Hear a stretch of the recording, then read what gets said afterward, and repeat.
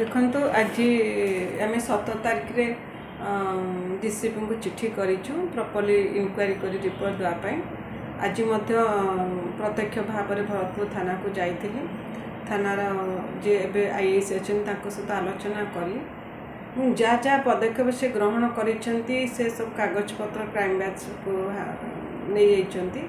तेणु पाखे जहाँ थिला आमे ताको डॉक्यूमेंट आणिलु। या सहित पीड़िता घर को जाइलु माँ सहित आलोचना करी एवं हॉस्पिटल एम्स को मध्य जाई सेठी पीड़िता एवं तार बापा एवं तार जो बंधु थिले तांको सहित मध्य आलोचना करी। काली मध्य क्राइम ब्रांच ऑफिस को जीवु आमे तांको सहित डिस्कशन कला परे आमे तापर सरकार को रिपोर्ट देबू एवं जहाँ अनुभव कला कमिशन तरफ जहाँ अनुभव कलु से अनुसार आम कौन कौन पदक्षेप नि कौन कौन घटी कौन हवा उचित से क्षेत्र में आम गवर्नमेंट को रिकमेंड। मैडम देखो ये क्षेत्र में सेना पक्षर प्रथम पुलिस डीजी को चिट्ठी करा जायतिला, क्राइम ब्रांच आसी तदंत कले। आज पुणी Shekhar sir high court chief justice को चिट्ठी कर घटना हस्तक्षेप करूँ। तेज कौटी ना कौटी सेना अनुभव करुच्ची जो पुलिस और सेना भितर लड़ाई सेना अनुभव करुच्ची क्राइम ब्रांच एवं ओडिशा पुलिस को बाद देला परे मध्य ओडिशा हाईकोर्ट चीफ जस्टिस ए कथार मुंड पुरांतु बोली प्रकृत में घटना कौन मैडम आप महिला कमिशन कौन अनुभव करी? देखो कमिशन तरफ आम जहाँ इनक्वारी आज करूँ दिन तमाम आम विभिन्न जगह को जाइए इनक्वारी करूँ काली जीवु एवं कमिशन तरफ आम जहाँ निर्यास पाइबू ता निश्चित भाव सरकार को रेकमेंड करूँ। किंतु एटा सियोर होता जी दोषी निश्चित भाव से दंड पाइब एवं पीड़िता न्याय पाइब या सियोर हवा दरकार। मैडम शेष प्रश्न आपन जने महिला पीड़िता भी जने महिला ये घटना को लेकिन आपनकर कौन मैडम मत व्यक्त रही? देखंतु मु ए घटना को अत्यंत गुरुतर सहित नहीं आम समाज रे गोटे सुस्थ वातावरण मध्य महिला जीवन अतिबाहित करने दरकार। आमर एक्ट अनुसार महिला मानकर जेकोसी अधिकार उल्लंघन हेले महिला कमिशन से इंटरफेरेंस करें। तो ए क्षेत्र में आम प्रॉपर्ली इन्वेस्टिगेशन हो एवं सत्यटा जहाँ घटना सत्य पदा को आसू एवं पीड़िता न्याय पाइब यहाँ आम समस्त लक्ष्य। निश्चित भाव में पीड़िता न्याय पाइब एवं इनक्वारी चलुची तेणु आ विषय विशेष किसी कह।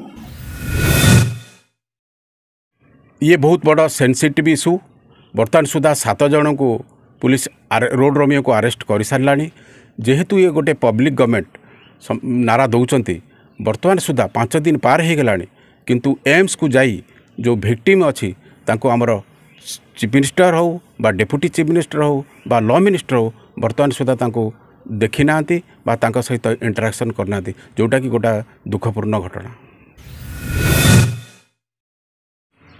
यूनियन होम मिनिस्ट्री से सबु बड़े होम सेक्रेटरी आउ चीफ सेक्रेटरी प्रति राज्य को दे था चिट्ठी जे आर्मी लोकों को केवल डिलिंग्स करा आउ आर्मी लोकों को केबे हेले लॉकअप रे बंद करा जाई परिबो नहीं। जदि सीरियस केस करिथिबे सही समय रे तांको हैंडकप पका बा जा करा किंतु ए केस रे जो भरतपुर जो केस है बड़ा दुर्भाग्यपूर्ण कथा। कारण से जड़े आर्मी रो मेजर थिले मेजर होचंदी equivalent to the rank of SP of police. तेणु से जते बड़े थाना को गले एटलिस्ट से माने जो स्टाफ थिले तांको से माने सैल्यूट मारिया कथा एवं जो पुलिस आउ पब्लिक फ्रेंडली जो ओडिशा पुलिस रे नारा अच्छी से मुताबिक तांको पानी ग्लास ऑफर करिवार थिला चेयर ऑफर करिवार थिला ताको कथा सुनिबार थिला किंतु से सब कौनसी कार्य से माने करी नाहंती।